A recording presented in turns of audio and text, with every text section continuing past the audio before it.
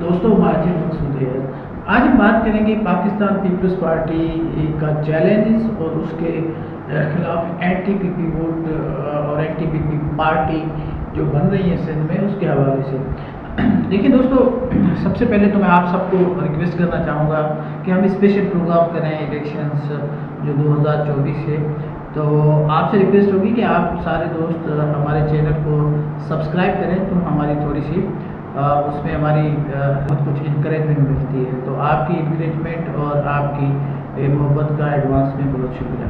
दोस्तों अब चलते हैं अपने टॉपिक की तरफ। तो सबसे पहले हम बात करेंगे, देखें पाकिस्तान पीपल्स पार्टी जो 15 हुकूमत की है सिंध में। अब बहुत सारे लोग उस पर तनकीद करते हैं, बहुत सारे लोग उसको सपोर्ट करते हैं। दो कि पाकिस्तान पीपल्स पार्टी का सिंध में एक वोट पे मौजूद है, लेकिन उसको चैलेंज करना अगर कोई समझता है तो ऐसी भी सूरत नहीं है कि पीपल्स पार्टी को आप डेंट नहीं डाल सकते। पीपल्स पार्टी को आप जो है वो टफ्टा नहीं दे सकते। पीपल्स पार्टी से सिंध हुकूमत छीनी नहीं जा सकती। ये सारा कुछ पॉसिबल है। ये नहीं है कि पीपल्स पार्टी सिंध में अनचैलेंज है, ये नहीं है।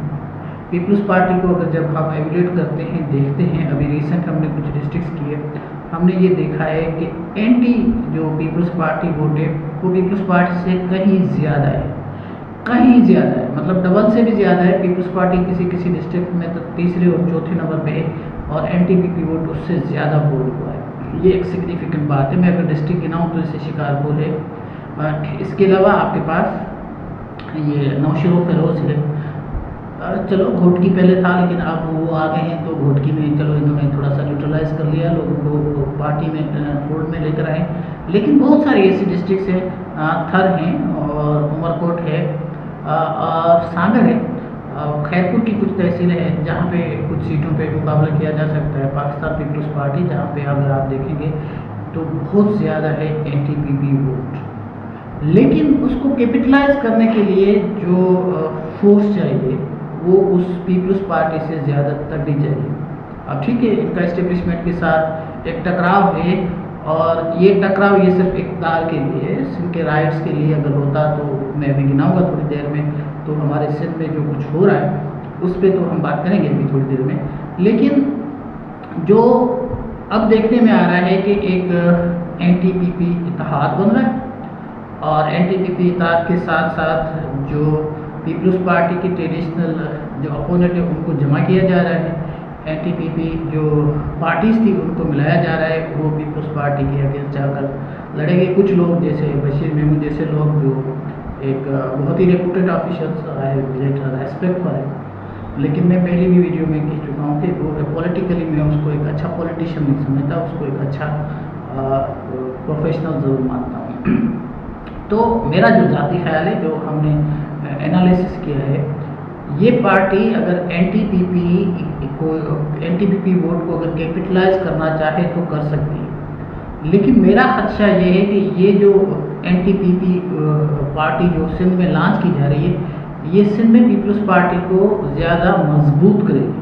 और ये कैसे, मैं आपको बता देता हूँ। देखिए, अगर एंटी पीपी सिंध में पार्टी कोई लॉन्च की भी जाती है, कोई ऐसा ग्रुप, कोई ऐसी पार्टी की भी जाती है, तो उनके जो बेसिक जो मैनिफेस्टो होना चाहिए वो सिंध बेस्ड होना चाहिए। सिंध के कुछ बहुत ही सीरियस और कोर इश्यूज हैं, पीपल्स पार्टी उसको टच नहीं करती।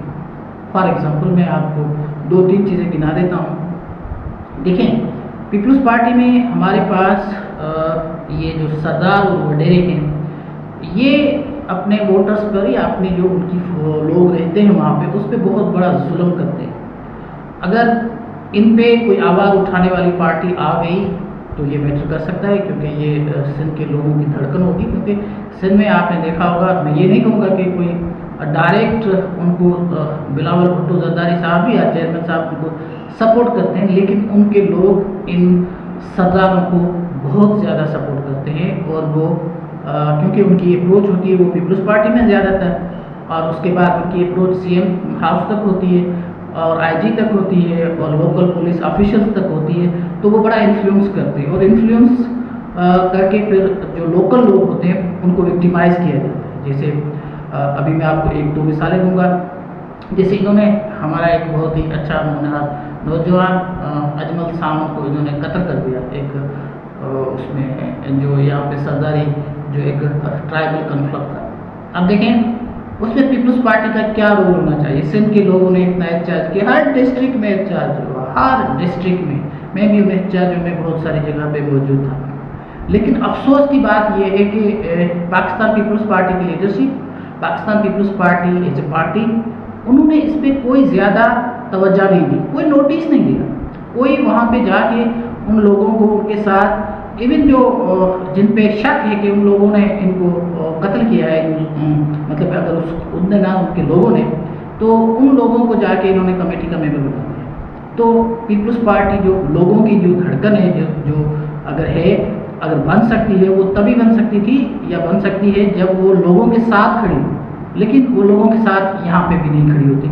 उसकी हमें समझ में नहीं आती, क्योंकि उनको शायद सरदार चाहिए अपनी पार्टी में, या वोट चाहिए, उनका इन्फ्लुएंस चाहिए, तो वो पीपल्स पार्टी जो है वो सरदारों के साथ खड़ी होती है, पीपल्स पार्टी आवाम के साथ नहीं खड़ी होती। तो ये एक बहुत बड़ा इशू है। अगर एनटीपीपी इस पर आके एहतजाज करेगी और कहेगी कि हम जो है वो सरदारों को जो है ना वो नकेल डालेंगे और हम आएंगे, और ये हमारे मैनिफेस्टो का हिस्सा होगा। तीसरा जो अहम इशू है जो मैं आपको बताना चाहता हूँ, वो सिंध में बहुत ज़्यादा ड्रकेट्स होते हैं, जिसको हम सिंधी में धाड़ेल कहते हैं।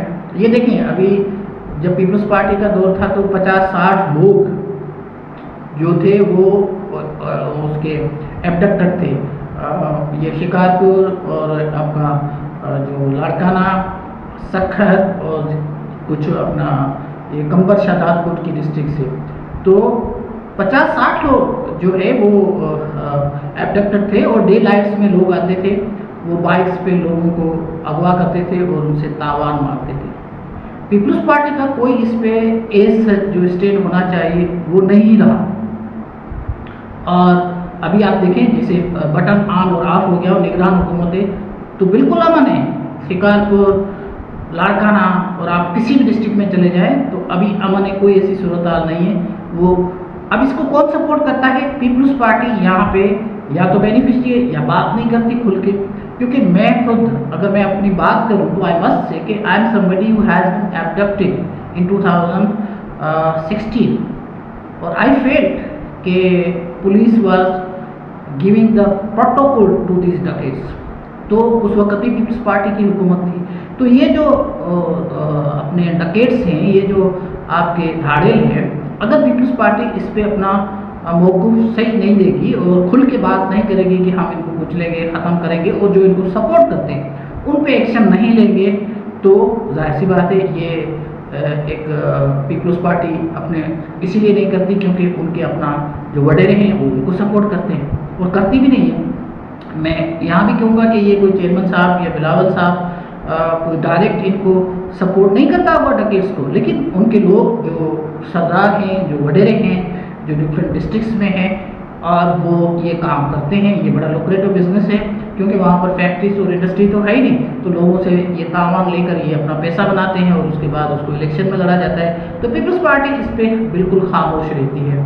तो अगर कोई आता है एंटी पीपी अलायंस और पीपल्स पार्टी के वोट बैंक को कैपिटलाइज करना चाहता है, तो ये सिंध के इश्यूज़ हैं। इस पे अगर वो खुल के बात करेंगे कि हम डकेट्स को नकेल डालेंगे और हम सिंध में जो ये डाके पड़ते हैं इसको ख़त्म करेंगे, तो ये बहुत बड़ा एक काम होगा।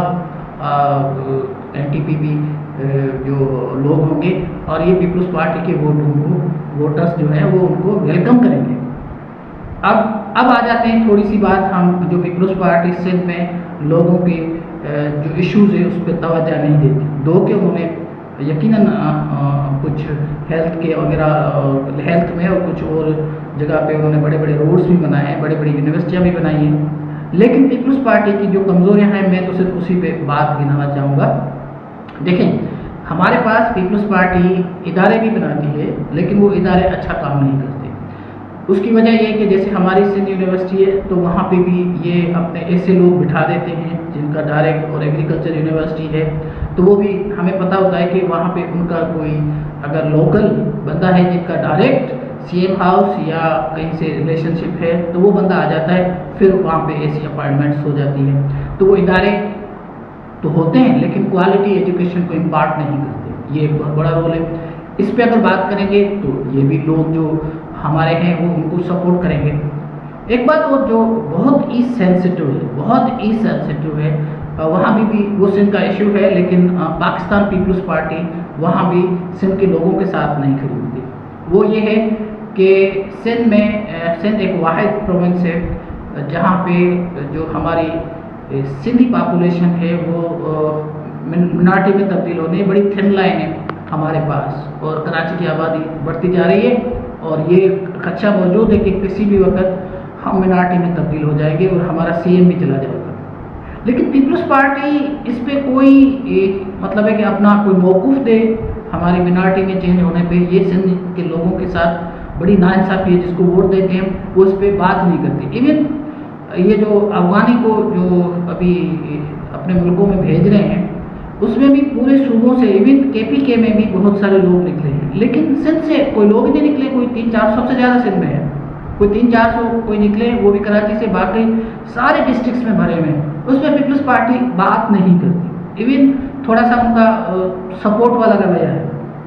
दो कि ये सिंध के जो लोग जो पीपल्स पार्टी को वोट देते हैं उनके लिए ज़िंदगी और मौत का मसला है, क्योंकि आप अगर मिनार्टी में तब्दील हो जाते हो तो फिर ये आपका बहुत ही सीरियस इशू होता है। उस पर कोई बात भी नहीं करता, पीपल्स पार्टी उसको नहीं देखती। अगर कोई आता है एनटीपीपी तो वो अगर सिंध की डेमोग्राफी के हवाले से कोई बात करता है तो वो भी मैटर करेगा। लोग कहेंगे कि हाँ ठीक है। ये अलग बात है कि अगर वो बात करके फिर मुकर जाएंगे, ये भी लोगों के खदशात होंगे, लेकिन अगर ये बात, ये सेंसिटिव इशू है, इस पर भी वो बात करेंगे तो ये बहुत बड़ा एक जो है वो सिंध के लोगों के साथ सपोर्ट होगी, तो वो मैटर कर सकता है। अब आते हैं एक जो बहुत ही सीरियस इशू आजकल चल रहा है, जो मैं कल डाल में पढ़ा, वो ये है कि ये 18th अमेंडमेंट। अब ये 18th अमेंडमेंट में अगर कोई भी एंटी ग्रुप आता है, वो कहता है कि मैं 18th अमेंडमेंट को रिवोक करवाऊंगा या इसको हम ख़त्म कराएंगे, तो वो मैटर नहीं करेगा। इससे पीपल्स पार्टी, मैंने पहले अर्ज किया कि ज़्यादा मजबूत होगी। पीपल्स पार्टी ने अगर स्टैंड इस पर भी लिया तो पीपल्स पार्टी सिंध में इतनी मजबूत होगी कि आपकी सोच, उनका वोट पे बढ़ जाएगा। लेकिन अगर वो पार्टी कहती है कि हम 18th अमेंडमेंट में उनके साथ, तो जाहिर सी बात है फिर वो उसको भी वोट मिल सकते हैं। लेकिन देखें, अभी भी आज भी जो उसने अपना बयान दिया है डार साहब ने, वो उसकी कोई कंट्राडिक्शन नहीं दी। उसने कहा कि हाँ हम बात करेंगे, हम जो वसाइल है, भाई वसाइल तो सूबों के पास नहीं है ना, तो सूबों को तो वसाइल देने चाहिए। वो एनएफसी की बात कर रहा है कि उसको शायद वो काट लें जो शेयर मिलता है, तो उस पर तो ये इतने सीरियस इशू हैं। अगर कोई एनटीपीपी पार्टी अगर सिंध में लॉन्च की जाती है, वो मैटर करेगी, प्रोवाइडेड कि ये कंडीशंस अपने मैनिफेस्टो में डाले और लोगों को जाकर बताएं। लेकिन मुझे ये लगता नहीं है, मुझे ये बिल्कुल नहीं लगता, क्योंकि पीपल्स पार्टी को तो वोट मिलना ही मिलना है। उसकी वजह ये है कि पीपल्स पार्टी को पता है जो दूसरी पार्टी आएगी वो भी ये बातें नहीं करेगी। पीपल्स पार्टी बाकी तो काम करती है, लेकिन जो सिंध के बड़े कोर इश्यूज हैं उस पर पीपल्स पार्टी खुद खामोश रहती है। तो जो दूसरे आएंगे वो भी नहीं करेंगे, जाहिर सी बात है। जब नहीं करेंगे तो आप किसी को भी लेकर आए, कोई भी किसी की तमन्ना हो सकती है, लेकिन वो पार्टी सिंध में मैटर नहीं कर सकती। सिंध में मैटर वही कर सकता है जो सिंध के लोगों के साथ खड़ा होगा। अब थोड़ा बहुत तो पीपल्स पार्टी वाले भी लोगों की जैसे जॉब्स वगैरह दे दी, ये दे दिया, या थोड़े बहुत काम कर देते हैं, वो भी सिंध के लोग होते हैं, मैं इस बात से इनकारी नहीं हूँ। लेकिन जो सीरियस इश्यूज हैं, जैसे मैंने आपसे गिनवाए, उसमें पीपल्स पार्टी कोई काम नहीं करती। उस पर मुझे उनसे बहुत ज़्यादा गिला है, शिकवा है। और आखिर में ये भी बात करूँगा कि देखें, कराची तो उन्होंने जीत लिया है अपनी, हो सकता है ये चली जाए अगर इस पर भी कोई इस्टेब्लिशमेंट कोई अपना जादू दिखाए, तो इनसे मुर्तज़ा वहाब भी चला जाए। तो कि मुर्तज़ा वहाब बहुत अच्छा काम कर रहे हैं, आई लाइक दिस गाय, बहुत अच्छे प्रोफेशनल है, हमारे दोस्त भी उनके साथ काम करते हैं, इस डोइंग ए वंडरफुल जॉब। लेकिन मैं एक बात करूँगा, लेकिन कराची को, पीपल्स पार्टी को कोई इतनी ज़्यादा सीटें नहीं मिलती।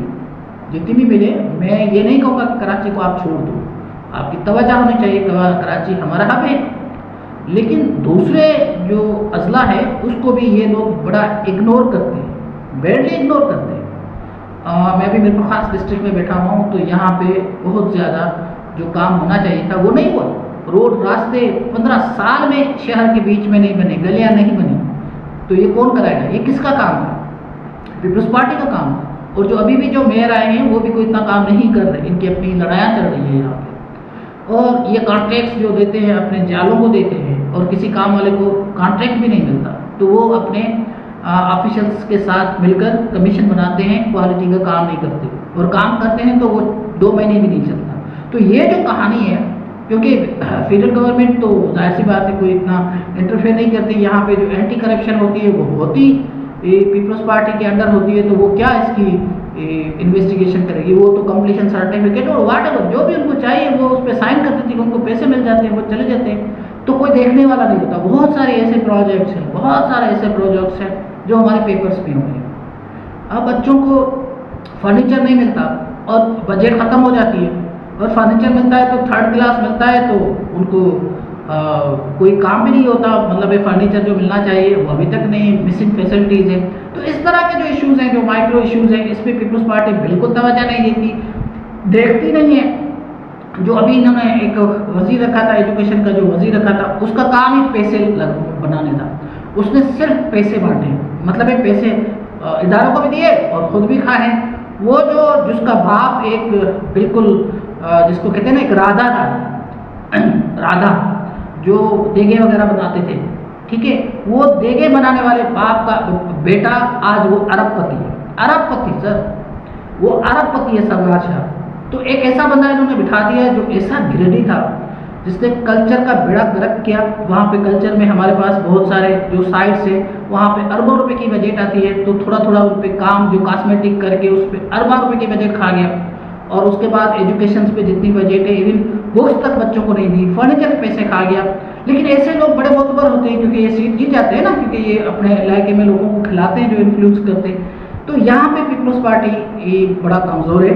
अगर इस तरह के कामों पे कोई एंटी पीपल्स पार्टी आता है, कोई काम दिखाता है, तो मेरा ख्याल है बेटर कर सकती है। और पीपल्स पार्टी के हवाले से अगर मैं बात करूँगा, अगर पीपल्स पार्टी इसको रिकग्नाइज करती है और अपनी कंपेन का हिस्सा चलाती है, और पीपल्स पार्टी कहती है कि हाँ ये हमने एजुकेशन पे इतना काम नहीं किया और करप्शंस की बहुत रिपोर्ट्स हुई है, हम उसको भी देखेंगे, और ये मिसिंग जो फैसिलिटीज़ है वो भी प्रोवाइड करेंगे, और जो आउट ऑफ स्कूल चिल्ड्रेन है उसको भी देखेंगे, तो मेरा ख्याल है ये पीपल्स पार्टी की आवाज़ में भी दम होगा।